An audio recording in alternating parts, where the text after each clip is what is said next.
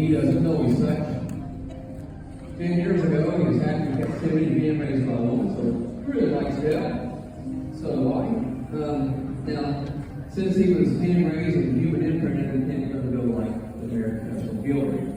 The barn owl is found throughout the world. Some places goes by other names. Most frequently, the grass owl, due to its preference for grass and habitat. In a moment, a video will come on the barn and honey and grass.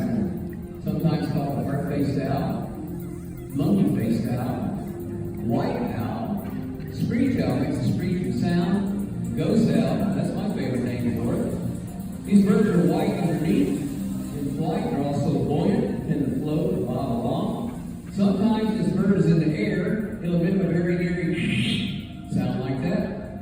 Occasionally, hunt around cemeteries.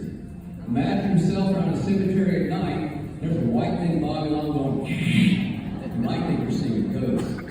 This is a very beneficial species to humans. Most of its diet consists of rodents, which otherwise are the raccoon supply. Owls are very well designed to do their job in the sun at night. They all share many common characteristics that make them tremendous nighttime predators.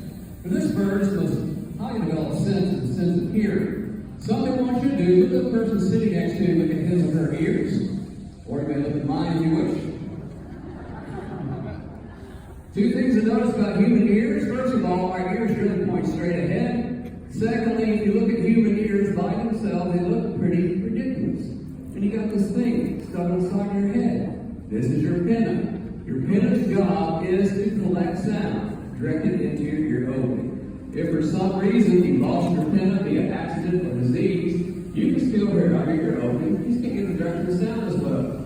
Look at Bob's face. You notice he doesn't have pinna. He's got something that works better. He has a facial disc, which is a parabolic reflector, like a satellite dish.